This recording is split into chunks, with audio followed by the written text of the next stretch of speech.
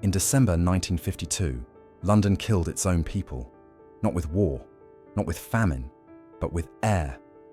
Over 8 million people lived in one of the greatest cities in human history. The war had ended 7 years earlier. Families were rebuilding. Optimism filled the streets, along with something else: coal smoke. Every home burned it. Every factory needed it. Every power station consumed it by the ton. 3 million fires burning simultaneously every single day. The smoke rose from chimneys into London's grey December sky. Then, on December 4th, 1952, the wind stopped. What happened next would kill more Londoners in 5 days than the Blitz killed in months. Not with bombs, not with fire, but with the very air they breathed. This is the story of how fog became poison, and how 12,000 deaths forced the world to see what had been invisible all along. To understand how air could kill, we must first understand the London that was thriving before the fog arrived. December 1952. Post-war Britain was recovering. Rationing was finally ending. The Festival of Britain the previous year had celebrated renewal and progress. In London, life had a rhythm. Imperfect, but steady, familiar, normal. Morning in a typical London home began the same way it had for generations. The coal fire. Before breakfast, before tea, before anything else, someone had to light the coal fire. The ritual was universal. Crumpled newspaper, kindling, lumps of black coal carefully arranged. A match, the smell of sulphur, then warmth. In winter, that fire burned all day, all night sometimes. It heated the home, boiled water for tea, dried clothes. Across London in millions of homes, the same scene repeated. Terraced houses in the East End, flats in Bloomsbury, grand homes in Kensington, all of them burning coal. Children woke to the smell of it. They dressed in rooms cold enough to see their breath, then came downstairs to huddle near the grate. Mothers prepared breakfast over coal-fired stoves. Fathers left for work, their breath visible in the December air, walking past rows of chimneys all releasing the same grey smoke. The streets were alive. Red double-decker buses carried commuters to work. Shopkeepers swept their doorsteps. The underground stations filled with people descending into warm, crowded platforms. What no one noticed was the stillness in the air. Work began. In factories across London, machines hummed to life, all of them powered by coal. Textile mills, printing presses, food processing plants, chemical factories. The industrial heartbeat of empire, still strong despite the war's toll. The docks along the Thames were particularly busy. Ships arrived with goods from across what remained of the British Empire. Stevedores unloaded cargo, cranes swung, forklifts rumbled. The smell of river water, it mixed with diesel fuel and coal smoke. In the schools, children sat at wooden desks and learned their lessons. Teachers wrote on blackboards. The radiators, heated by coal boilers in the basement, clanked and hissed. During breaks, children played in schoolyards, their laughter echoing off brick walls blackened by decades of London smoke. At midday, the city paused for lunch. Workers from offices flooded into cafes and pubs. Fish and chips wrapped in newspaper. Meat pies. Cups of tea strong enough to stand a spoon in. Conversation hummed about football, about politics, about the weekend plans. Life in its ordinary details. The afternoon brought a different rhythm. Housewives did shopping at local markets, carefully managing household budgets. Elderly men sat on park benches, feeding pigeons, reading newspapers, watching the world continue without requiring much from them anymore. Delivery trucks navigated tight corners, bringing coal, milk, bread, everything a city needed to function. As evening approached, people returned home. The same buses, now packed tighter. The same underground platforms, now shoulder to shoulder. Workers tired from honest labour, students carrying satchels of books, the city exhaling after a long breath. Dinner was prepared. More coal added to fires that had been banked during the day. Families gathered. The wireless broadcast the evening programs, music, drama, news. Children did homework. Parents read or mended or simply sat, grateful for warmth and rest. London was not wealthy in 1952. Rationing had only just ended. Many buildings still bore scars from the Blitz. But there was something else. A feeling that the worst was over, that the future would be better than the past. This was a city that had survived, not just the war, but centuries of challenge. The Great Fire, the Plague, Napoleon's threat, the Blitz. London endured because Londoners endured. They took pride in that resilience. The coal smoke was part of that story. It meant industry, employment, progress, heat in winter. Coal was prosperity, captured in lumps you could hold in your hand. The smoke itself was simply accepted. Victorian London had been smokier still. Dickens had written about it. Turner had painted it. The thick fogs, the pea soupers as they were affectionately called, were part of London's character. Romantic, even mysterious. The fog that swirled around gas lamps, the mist that gave the city its moody atmosphere. Yes, it was unpleasant sometimes.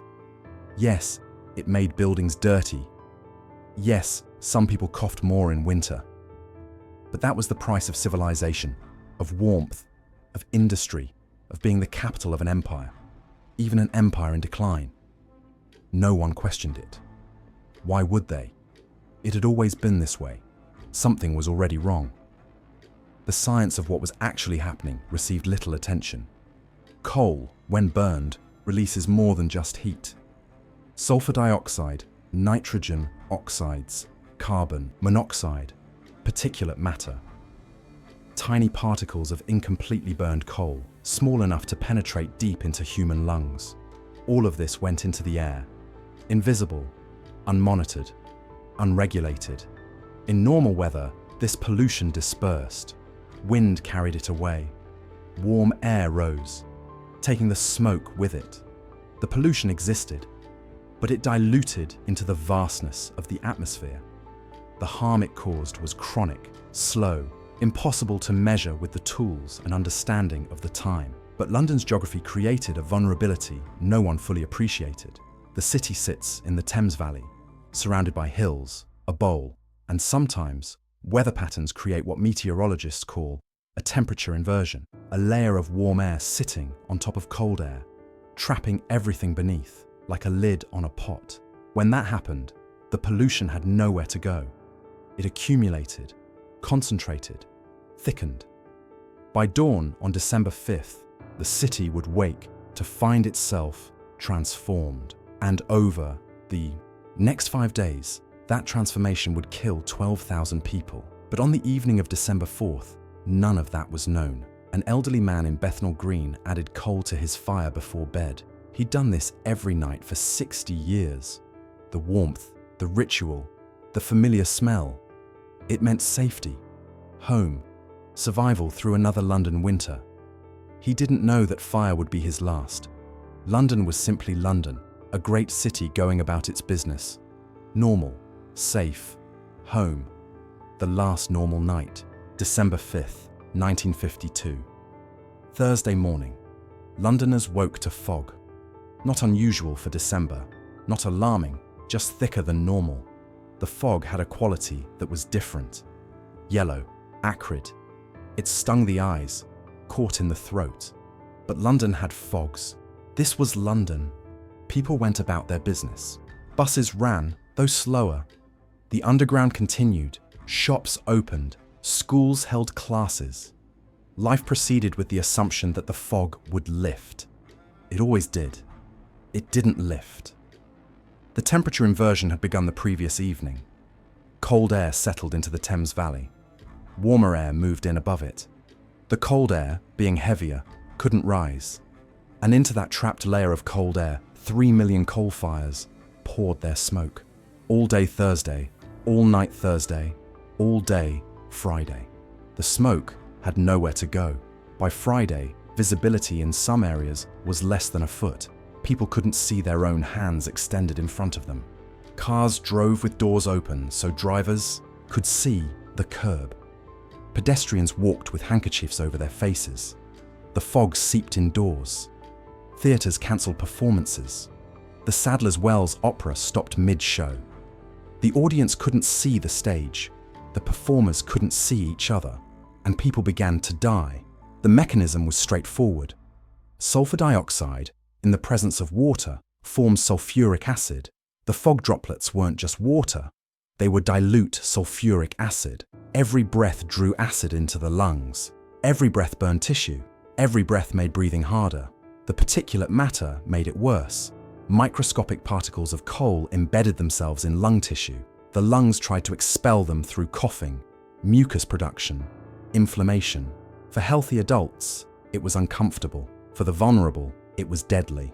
The elderly were the first to die, their lungs already compromised by decades of breathing London air, decades of smoking tobacco, decades of life.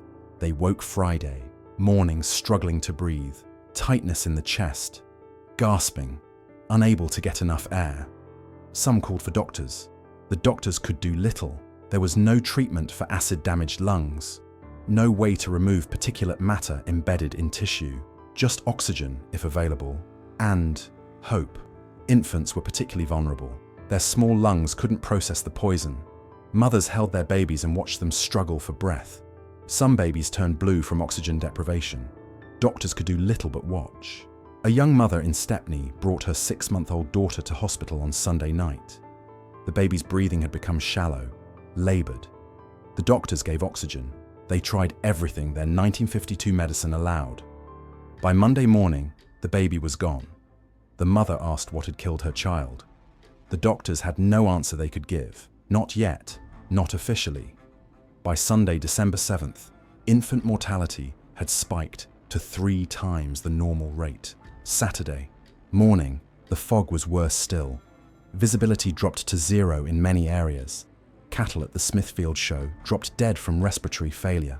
Emergency services struggled to respond. Ambulances couldn't navigate. Drivers lost in fog that made roads invisible. Hospitals filled beyond capacity. The wards were full, the hallways were full. Patients on floors, in corridors, spilling into courtyards. All showing the same symptoms: respiratory distress, coughing blood, turning blue, dying. And still, officially there was no emergency. The government took no action. No warning was issued, no advice given, no evacuation ordered, no emergency measures declared. The Ministry of Health's position: this is normal fog. Stay calm. Carry on. But this was not normal fog. Sunday, December 9th, brought the worst day. The fog was so thick it entered buildings. Theatres couldn't operate. Concerts were cancelled. Indoor sporting events stopped because spectators couldn't see the playing field. Crime spiked. In the zero visibility fog, criminals operated with impunity.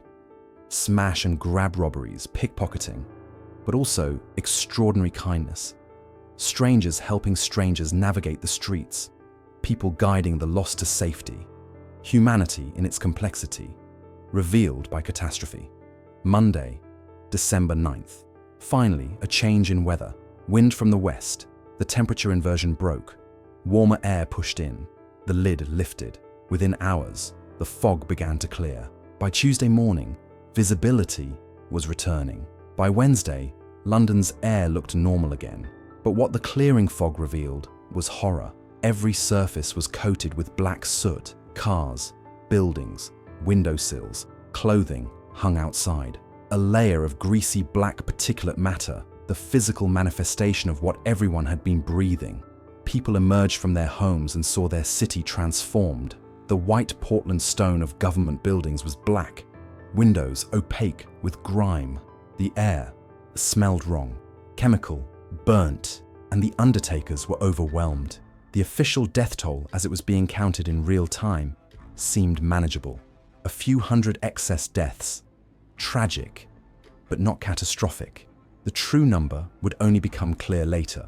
When the statisticians analyzed the data, when they compared death rates to normal December averages, when they counted not just the deaths during the fog, but the deaths in the weeks after from complications. The number was staggering: 12,000 people. That's all it took for fog to kill more Londoners than the Blitz killed in months. 5 days. The dying happened without drama. No explosions, no visible threat, just quiet suffocation in familiar homes. The mechanism was medical, not spectacular. Respiratory failure caused by chemical burns to lung tissue, pulmonary edema, fluid building in the lungs, drowning in your own body's response to the poison. For those with existing heart or lung conditions, the fog was a final straw their bodies couldn't bear. Bronchitis patients whose airways closed completely, emphysema sufferers whose damaged lungs couldn't process the acidic air, heart patients whose cardiovascular systems couldn't deliver enough oxygen to organs. They died in their beds, died in hospital wards, died waiting for ambulances that couldn't navigate the fog. The death toll climbed throughout December and into January. Not everyone died during the fog itself. Many died days or weeks later from complications: pneumonia following lung damage, heart failure from oxygen deprivation, infections in damaged airways. Hospitals were overwhelmed. The Royal London Hospital, St Bartholomew's, Guy's Hospital. Emergency wards filled within hours of the fog's onset. Nurses worked double shifts. Doctors made triage decisions. Who gets the limited oxygen supply? Who gets a hospital bed versus treatment in the corridor? The morgues filled, then overflowed. Bodies were stored in hallways, in unused rooms, eventually in refrigerated trucks brought in as emergency measures. Undertakers worked around the clock. Coffin supplies ran short. And through it all, the government's response was silence. No public health warning, no emergency declaration, no acknowledgement that anything unusual was happening. The Ministry of Health's position was clear. This is normal winter mortality. Every winter, more people die. Cold weather, flu season, respiratory disease. Nothing to see here. Certainly nothing that requires government action. But some people wouldn't let it go. Doctors began documenting the pattern. The correlation between fog days and death spikes was undeniable. The geographic distribution, concentrated in areas of worst air quality. The demographic pattern, targeting the most vulnerable. This wasn't normal winter mortality. This was mass poisoning.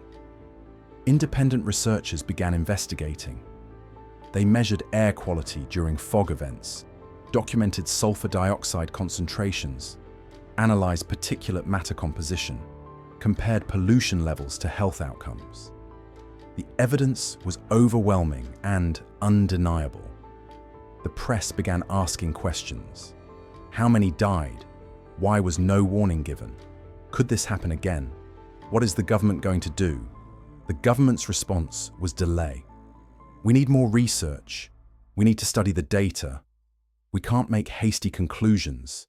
We must be careful not to cause panic. Meanwhile, coal fires continued burning. The same pollution continued entering the air. The same vulnerability remained. Nothing changed. The final death toll would be debated for decades. The official government count: approximately 4,000 deaths directly attributable to the fog. Independent researchers: between 10,000 and 12,000 deaths when including indirect mortality in the weeks following. Modern analysis using updated statistical methods: possibly as many as 13,000. The exact number matters less than the pattern. Thousands died from breathing the air of their own city, from the accumulated smoke of their own fires, from the pollution their civilization created and accepted as normal. This was not an accident.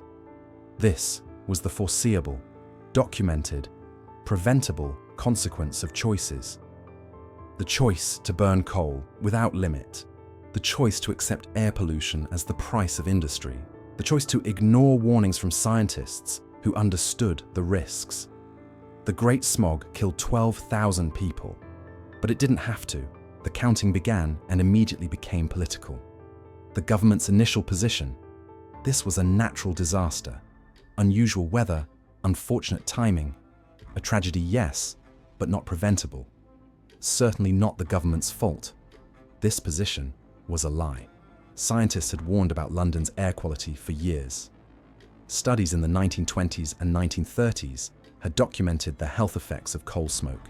Researchers had measured pollution levels and correlated them with mortality. Doctors had identified respiratory disease as a major public health problem linked to air quality. The knowledge existed, the warnings had been given, they were ignored, because acting on them would be expensive. Regulating coal burning would anger industry. Requiring cleaner fuels would increase costs. Enforcing air quality standards would be politically difficult. Easier to accept the deaths as normal, as the cost of civilization, as inevitable. But 12,000 deaths in 5 days was harder to ignore. The public demanded answers, the press demanded action, scientists provided evidence, doctors documented harm. Pressure built, not from politicians, but from ordinary people who understood that breathing the air shouldn't kill them. The government appointed a committee to investigate, the Beaver Committee, chaired by Sir Hugh Beaver. Its mandate: determine the causes of the Great Smog and recommend preventive measures. The committee's findings, published in 1954, were unambiguous. Coal smoke caused the disaster. Air pollution was a serious public health threat. Government regulation was necessary. Cleaner fuels must be mandated. Smoke-free zones must be established.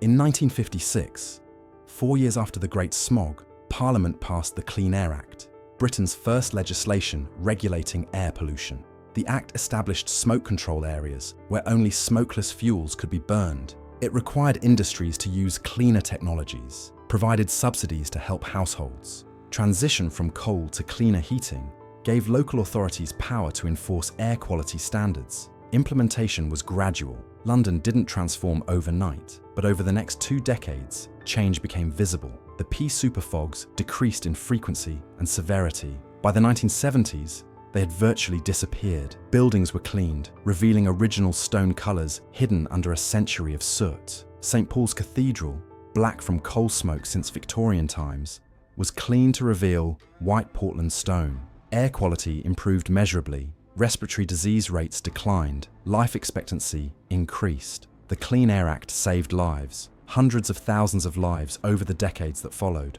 The invisible benefit of cleaner air is longer life, fewer sick days, less respiratory disease, less cancer. It's impossible to count deaths that didn't happen, but the statistical analysis is clear. The Clean Air Act prevented more deaths than the Great Smog caused. Britain's legislation became a model. The United States passed its own Clean Air Act in 1963, directly inspired by Britain's experience. Other European nations followed. The concept that clean air is a right, not a privilege, became internationally accepted. The 12,000 dead had forced change. Their deaths weren't meaningless. They became the evidence that could no longer be ignored. London learned. The question is whether we've learned enough. December 4th, 1952 began with unusual weather, a temperature inversion, natural, unremarkable in meteorological terms. But when that natural phenomenon met human activity, 3 million coal fires burning continuously, it became a weapon of mass death. 12,000 people died, not from nature, from choices. The choice to burn coal without limits, the choice to prioritize economic activity over air quality, the choice to ignore warnings from scientists who understood the risks, the choice to remain silent when action could have saved lives. Does this pattern sound familiar? In November 2023, Delhi's air quality index exceeded 520 times the World Health Organization's safe limit. Schools closed, flights were cancelled, hospitals filled with respiratory patients. The government declared an emergency. The numbers were worse than London 1952. Beijing, despite decades of effort and investment, still experiences dangerous pollution events. Shanghai, Jakarta, Mumbai, Tehran, Mexico City. Across the developing world, hundreds of millions of people breathe air that would have been considered lethal in 1952 London. The World Health Organization estimates that air pollution kills 7 million people every year. but from chronic exposure day after day, year after year, breathing poison. London's 5 days killed 12,000. The modern global crisis kills 19,000 per day. The victims remain the same: children, whose developing lungs absorb more pollution per breath; the elderly, whose compromised systems can't filter toxins; the poor, living near highways and industrial zones without resources to escape; those who suffer first, suffer most, suffer longest. The geography has changed. The pattern has not. We now understand that the coal burning that created the Great Smog wasn't just a local problem. Was it part of a larger system? The same fossil fuels that poisoned London's air in 1952 are changing Earth's climate in 2025. The carbon dioxide from those coal fires will affect atmospheric chemistry for centuries. The consequences of choices made decades ago persist. The consequences of choices made today will persist even longer. It took 12,000 deaths for Britain to pass the Clean Air Act. 4 years between crisis and action. 4 years of denial, delay, political calculation, placing economic concerns above human life. How many deaths will it take before we address the crises we face today? How many more years of delay? But London also teaches us that change is possible. Los Angeles, once choking on smog so thick it stung eyes and burned throats, transformed its air quality through regulation and technology. Tokyo, blanketed in industrial pollution for decades, cleared its atmosphere. Even Beijing, despite ongoing challenges, has made measurable progress. When societies decide air is more important than profit, can they breathe again? Or does it require catastrophe to force that choice? The Great Smog was caused by millions of individual decisions to burn coal, to drive cars, to run factories, made without understanding the collective consequence. The solution required millions of different choices, backed by laws that made the right choice the easier choice. Do we face the same challenge today, at global scale? Or have we learned enough to act before the next disaster? We have tools London lacked: real-time air quality monitoring, satellite tracking of pollution sources, scientific understanding of health impacts, renewable energy alternatives, carbon capture technology. The knowledge exists, the technology exists. What's missing is will, or is it courage, or is it something else entirely? What does the Great Smog teach us? That invisible threats are still deadly, that government action matters, that economic systems can change when forced to, that the vulnerable always suffer first, that catastrophe can accomplish what reason alone cannot, and that delay has a cost, measured in lives. The sulfur from London's coal fires is long gone from the atmosphere, dispersed and diluted decades ago, but the carbon dioxide from those same fires is still there, contributing to atmospheric warming that will persist for thousands of years. We live with the consequences of decisions made in 1952. Our descendants will live with the consequences of decisions we make today. London survived the Great Smog, learned from it, changed because of it. The city that once choked on coal smoke now breathes air cleaner than at any point since the Industrial Revolution began. But the lesson wasn't free. 12,000 people paid with their lives. Their deaths bought the clean air their descendants breathe today, an expensive education, a terrible price for knowledge that could have been acquired without crisis. We have that knowledge now. We know the harm air pollution causes. We know how to measure it, regulate it, reduce it. We know the cost of inaction. The question is whether we'll act before the next catastrophe or after. 5 days changed London forever. 5 days proved that invisible threats require visible vigilance. 5 days demonstrated that disaster can force us to face truths we'd rather ignore. The fog cleared, the lesson remains. When will we value human life more than industrial convenience? Safety more than efficiency? Lives more than pride? And how many more disasters must we survive before we answer? I'm watching the past so we can understand the present, and together we keep history reborn. I'll see you in the next era.